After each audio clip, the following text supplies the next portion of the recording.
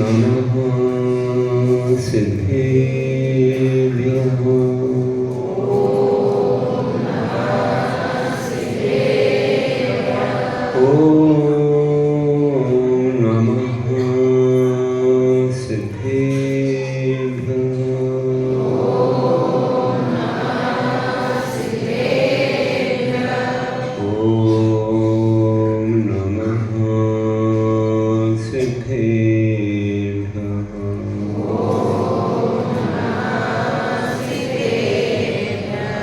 नमः श्रीवर्धमानाय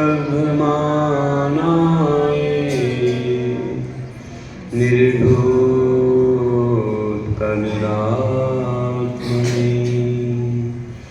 सालोकानां त्रिलोकानां यद्विद्यादर्पणार्थे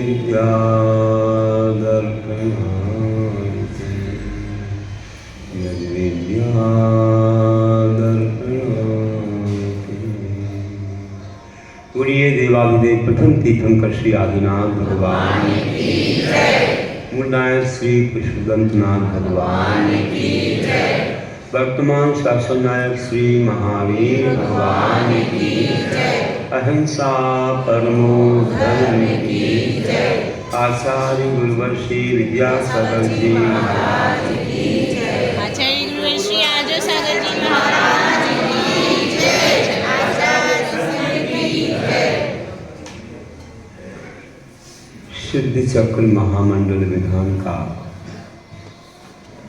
भव्य पावन आयोजन इस अष्टामी का महापर्व में बड़े ही हर्षोल्लास के साथ होने वाला है।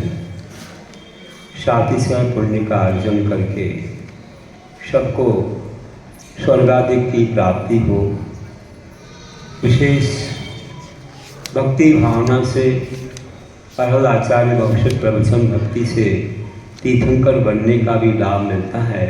16 का अनुभावनाओं में इतनी बड़ी महिमा दर्शाई गई है। हम लोग मैना सुंदरी का अतिशय कभी नहीं भूलते हैं। कैसे उसने भावना भाई कि मेरे पति का कुष्ठ रोग दूर हो, और मात्र पति ही नहीं 700 कुष्ठ रोगियों का कुष्ठ रोग दूर हुआ। ऐसी आराधना मुनि महाराज के वितराग गुरु के सानिध्य में की गई, उनका आशीर्वाद ऐसा फलित हुआ कि उस जीवन में उन्होंने मात्र निरोगता का ही लाभ नहीं लिया, बल्कि उन्होंने राज्य का अच्छे ढंग से संचालन करके श्रीपाल ने दिगंबरी दीक्षा को धारण किया। मैना सुंदरी ने आदि का पद धारण किया, और किस तरह से उन्होंने अपने 8 कर्मों का क्षय करके श्रीपाल मोक्ष को प्राप्त हुए। कद्भव मोक्षगामी महान थे। कामदेव जैसा रूप उनका बहुत महान थे। और मैना सुंदरी का सम्यक दर्शनमय जीवन, दृढ़ आस्था, दृढ़ श्रद्धा अनिवर्चनीय है। ये उदाहरण हर एक श्रावक तो ठीक है, महावतियों के मुख से भी सुनने में बड़ा ही विशेष लगता है कि उसका संस्कार कितना महान था। पिताजी ने कितने बार पूछा तुम्हारे विवाह के बारे में, कहाँ करना है, नहीं, मेरा कर्तव्य नहीं है, आपकी ही भावना है, आप जैसा करेंगे वैसा ही होगा। परीक्षा भी हो गई, और कुष्ठ रोगी बनने के बाद भी उसने अपने सम्यक्त्व को थोड़ा भी मलिन नहीं होने दिया। गदानी नहीं की, औषधोपचार करके, घर में सुना करके, गंधोदक लगा करके ऐसा महान काम किया कि जो आज सबको याद आता है कि उसकी भक्ति, उसकी श्रद्धा, उसका सम्यक दर्शन कहीं भी बीतलाप को छोड़ के नहीं गई, कहीं शराबता के चरणों में नहीं गई, लोग के कोई कांक्षा नहीं की, केवल हमारे कर्मों की निर्जरा हो जाए और सब जीव सुखी रहे, ऐसी सर्वे भवन्तु सुखिनः की भावना उसके अंदर रही। बंधुओं, बहुत बड़ी महिमा है ऐसी भक्ति की, और हम लोग भी अपने जीवन में ऐसी भक्ति आराधना गुरुओं के सानिध्य में करते हैं तो विशुद्धि भाव बढ़ता है। कई लोग तो कई किलोमीटर दूर से लेके आते हैं कि हमें विधान करवाना है, महाराज जी का व्यवहार हो, और हमारे नगर में पधारें और हम इस कार्य को करेंगे। ऐसी मंगलमय भावना सबकी रहती है। चातुर्मास के बाद भी एक विधान थोगोन जी में हुआ। चातुर्मास में भावना भाई वहाँ तो हुआ ही था, बड़े बड़े विधान हुए, सिद्धि चक्र विधान भी चातुर्मास की शुरुआत में भी हुआ और एक अंत में भी हुआ, दोनों अर्चानिका में हुआ है। और बीच में एक 25 समोशन को सजा करके विधान हुआ। और किसी ने भावना भाई ईसागढ़ के व्यक्ति थे कि महाराज जी का सानिध्य मिले तो हम थोगोन जी में करेंगे विधान, और पूरे परिवार क्या सारे रिश्तेदारों को बुला करके, समाज के लोगों को बुला करके ऐसा अकेले व्यक्ति ने विधान रचाया। बड़े ठाठ से वो विधान हुआ। मुझे बहुत अच्छा लगा कि देखो कितनी भक्ति भावना, लोग 8-10 दिन के लिए अपना परिवार, अपना नगर सब भूल करके वहाँ बसते हैं और लाभ लेते हैं। अपन को तो यही रहना है। आप दुकान भी जाओगे, मकान भी देखोगे, सब देखोगे और यहाँ विधान भी करोगे। सोने में सुहागा, गुरु का आशीर्वाद, प्रवचन भी मिलेगा। तो ध्यान रखना, ऐसे सोने में सुहागा जैसा अवसर बार बार नहीं मिलता है, क्योंकि आप जानते हो कि कई ऐसी क्रियाएं जो गर्भ जन्म आदि की क्रियाएं तो लौकिक भी हैं, उसमें संसार की बातें हैं, लेकिन इसमें कोई संसार की बात नहीं है, बिल्कुल परमार्थ की बात है। बीच राग प्रभु के गुणों का ये गुणानुवाद 8 अर्घ से लेकर के 1024 तक पहुँचते हैं। किस प्रकार उनकी आत्मा में गुणों प्रकट हुए, 64 रिद्धि आदि गुण उनके अंदर प्रकट हुए, इसकी महिमा जब गाई जाती है तो रोम रोम पुलकित होता है और इतनी विशुद्धि बढ़ती है। बहुत ही महान विधान है बंधुओं, जिसको भी ये प्राप्त हो जाए जीवन में, कि करीब सब लोग भावना बातें कि जीवन में एक बार तो जरूर हमें अपनी ओर से सिद्ध चक्र विधान कराना। कुछ चीज़ें लोग भावना भाते हैं, उनमें 4-5 चीज़ें बहुत मुख्य हैं। एक सिद्ध चक्र विधान है कि हमें अपने परिवार से कराना, एक संवेद शिखर जी की यात्रा अपने परिवार के साथ करना, और ऐसे ही एक चातुर्मास हमें मुनिराज का करवाना, और एक मुनिराज का विहार हमें किसी सिद्ध क्षेत्र की ओर अपनी ओर से करवाना। ऐसी कुछ, और कोई ग्रंथ का प्रकाशन हमें अपनी ओर से कराना, अथवा एक मंदिर अपनी ओर से बनाना, अथवा एक जिनबिंब प्रतिष्ठित करा करके हमें विराजमान करना। ये कुछ मुख्य चीज़ें हैं जो जीवन में हो गई ना, तो मैं कहता हूँ कि निश्चित रूप से वो भव्य आत्मा कुछ ही भवों में निर्वाण को अवश्य प्राप्त होता है, उसे अरंभ सिद्ध पद की प्राप्ति अवश्य होती है। ऐसी कुछ बातें हमारे यहाँ बताई गई हैं, तो उसमें ये बात भी जो हमारे सामने है प्रमुख है। अभी भी मौका है, अगर मुख्य पद धारण कर लिया तो समझो तुम्हारी ओर से विधान हो रहा है, ये समझ लो। इसमें जो मुख्य 4-5 पद बताए हैं, जैसे कि सौगरमिंद, चक्रवर्ती या श्रीपाल आदि के पद, ऐसे अगर आपने धारण कर लिए तो समझ लेना विधान आपका ही है, ऐसा समझ लेना, बाकी तो सबका सहयोग है ही। तो ऐसे महान अवसर पर हमारे लिए तो विहार का समय आ गया। हमारा चातुर्मास वर्षायोग दीपावली को निष्ठापन हो जाता है। अब महाराज कहीं भी चले जा सकते हैं। मन बनाया था कि भैया कहीं आजू बाजू चलो, अच्छे वहाँ विधान और कोई अच्छा लाभ होगा जनता को, लेकिन यहाँ के लोगों को ही तृप्ति नहीं मिली कि हमको तो यहाँ चाहिए।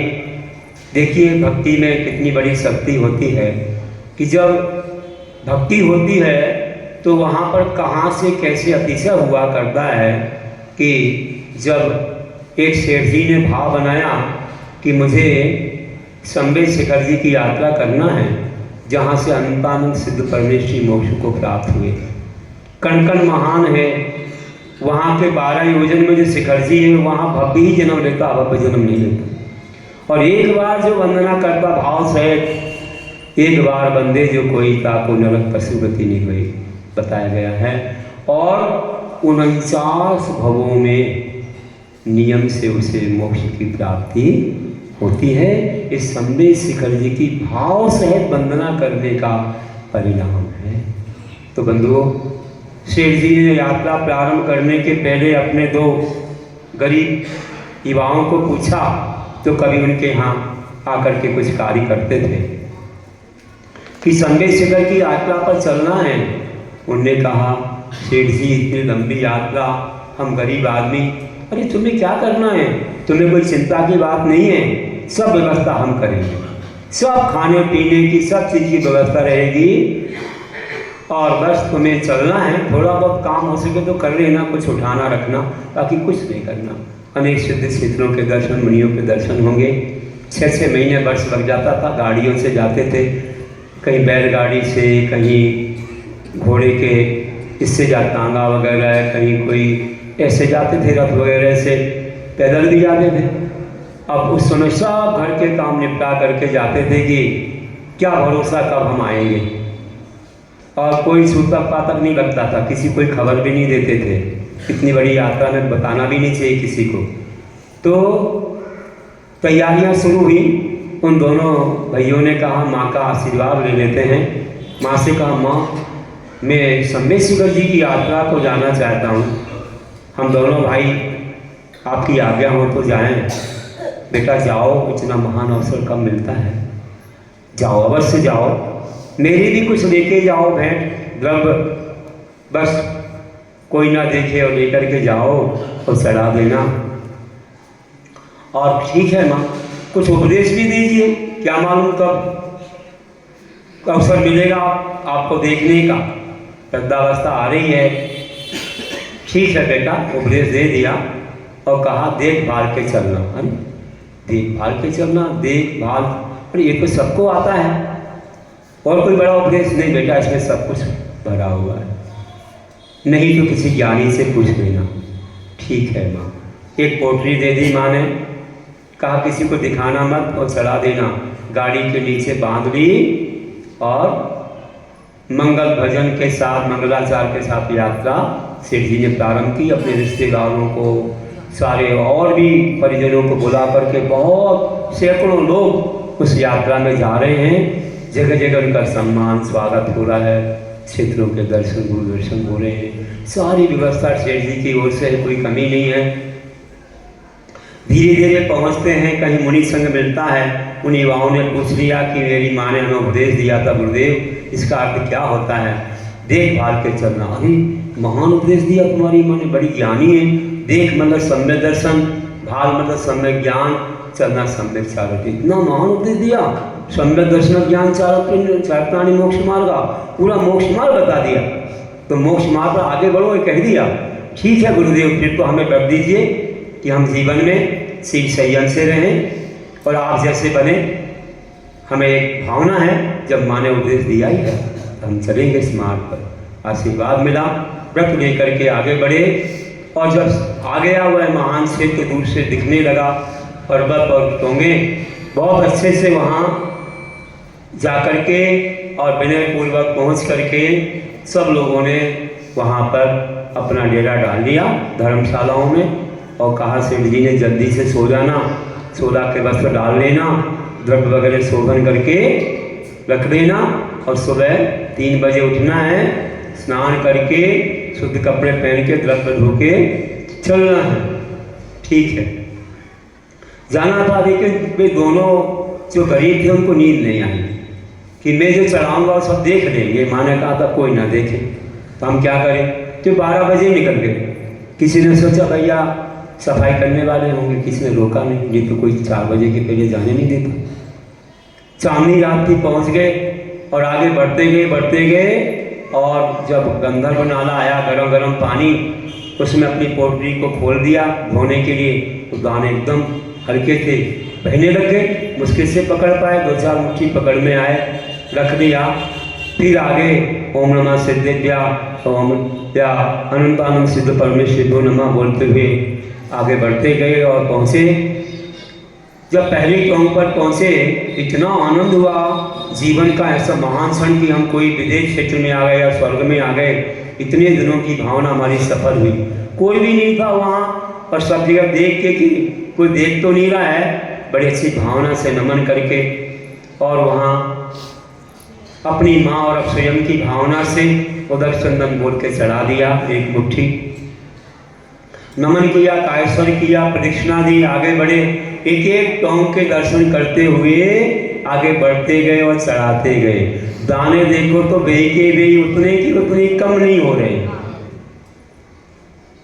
सीधे गंगा टोंक से कुंथुनाथ भगवान की टोंक, नवीनाथ भगवान की टोंक, हरयनाथ भगवान, मल्लीनाथ भगवान, श्रेयांसनाथ भगवान, पुष्पदंत भगवान, और आगे ऐसे ही पद्मप्रभु भगवान, मुनिसुखनाथ भगवान, चंद्रप्रभु भगवान, आदिनाथ भगवान, शीतलनाथ भगवान, अनंतनाथ भगवान, शंभुनाथ भगवान और वासुकी भगवान, अंत में अभिनंदन नाथ भगवान। ऐसे बड़े थे। और फिर वहाँ से जल मंदिर के पास से आते हुए फिर आए गंगर टोंक के पास। फिर धर्मनाथ भगवान, सुमतिनाथ भगवान, शांतिनाथ भगवान, महावीर भगवान, विमलनाथ भगवान और सुपासनाथ भगवान की टोंक। फिर उसके बाद और इस तरफ आए, आगे बढ़ के पहुँचे सबसे प्रथम मोक्ष जाने वाले अजितनाथ भगवान इस 24 में, उनका दर्शन, और फिर नेमिनाथ भगवान, और उसके बाद सावलिया पारसनाथ पहुँच गए महान उच्च टोंक पर, धन्य हो गए।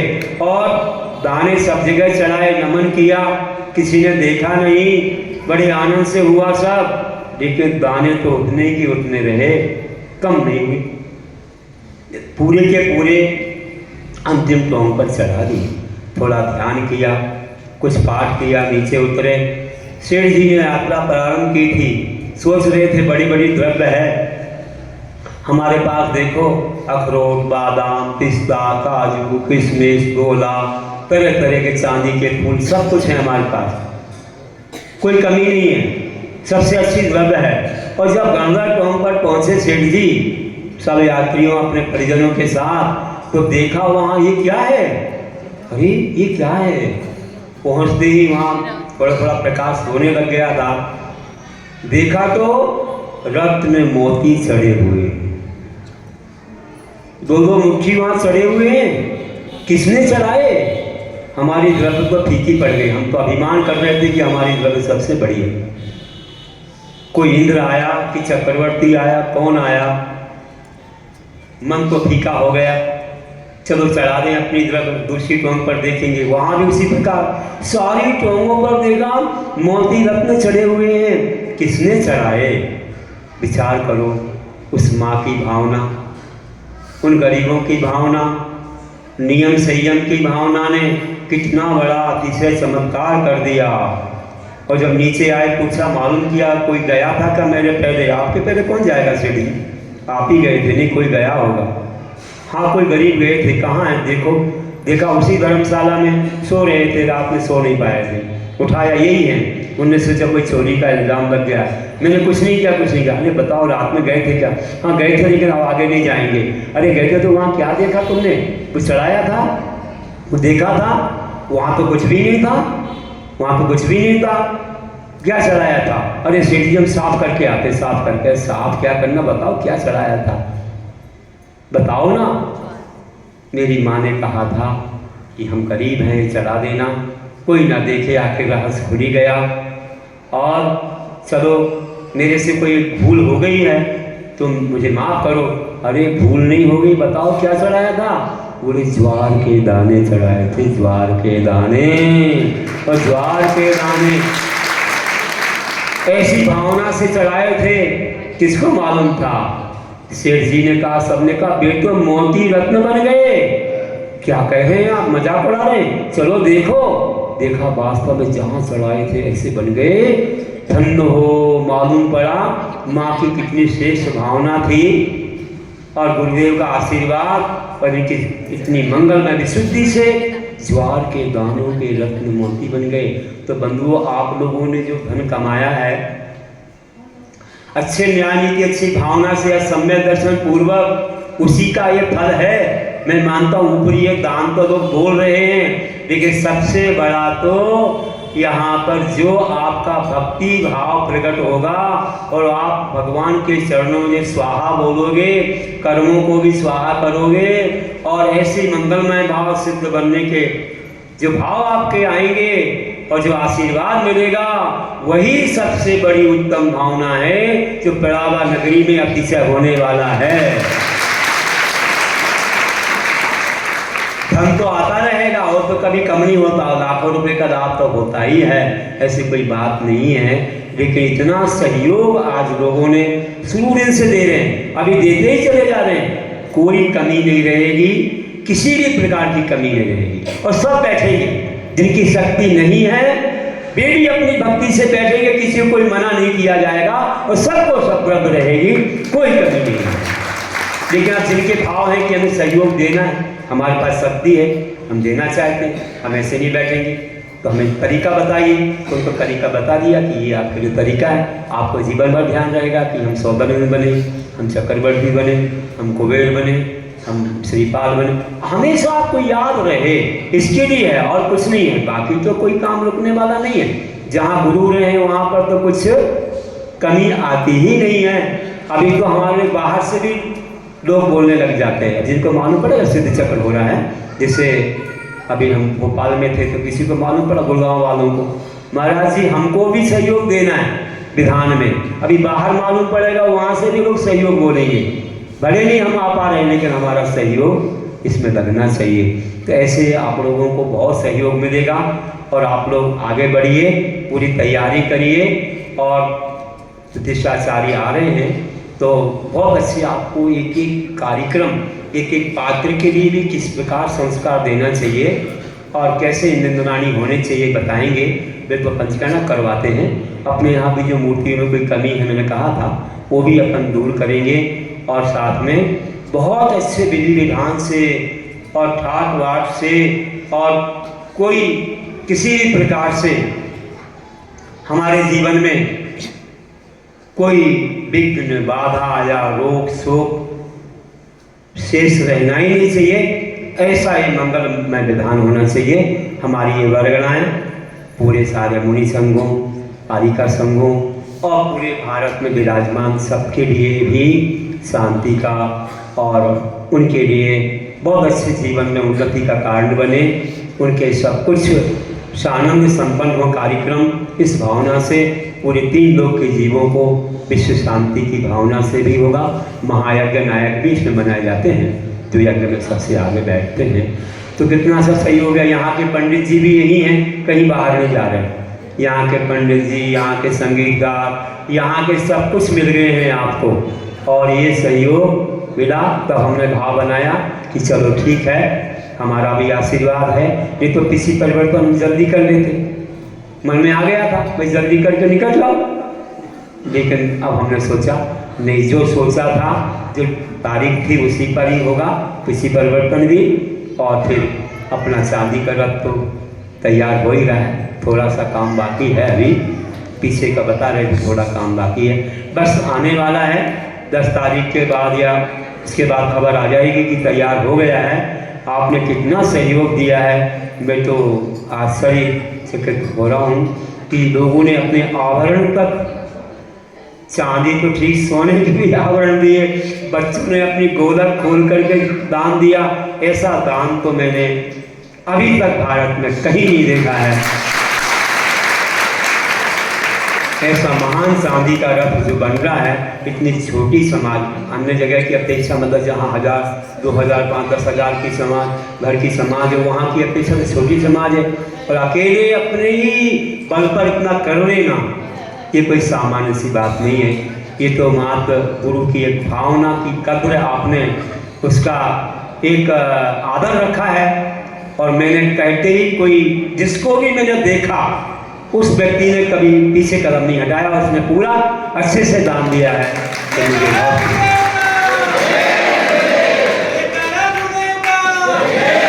तो ये परंपरा अपनी सैकड़ों वर्ष तक चलने वाली चांदी का रथ, कितनी शताब्दियों तक लोग देखेंगे, आएंगे और इससे जिंदर्श धर्म की प्रभावना होगी, सम्यक वृद्धि को प्राप्त होगा। ऐसी मंगलमय भावना के साथ प्रभु से यही प्रार्थना है गुरुदेव के शब्दों में कि हम तो कुछ नहीं हैं, आपके सामने सीखने आए हैं, बालक हैं, आप अपने जैसा हमें बना दीजिए कि जब एक छोटी सी धारा किसी पर्वत से, किसी ज़मीन से निकलती है, जैसे कि आप अमरकंटक में देखते हो। वो छोटी धारा कितना विशाल रूप लेती है, नदी का रूप, और बड़े बड़े सरदार सागर जैसे डैम भी उसमें बन गए कि उसका पानी राजस्थान और कहाँ कहाँ पहुँचा दिया, हरियाणा। तो आप ध्यान रखिए, हम भी ऐसे विशाल बन जाएं आपकी भक्ति करते करते। ऐसी भक्ति हम आपकी करें, हमें वो शक्ति दो कि हमें मुक्ति मिले। कि बल में बालक हूँ किस लायक, बोधि कहाँ मुझ में स्वामी। बल में बालक हूँ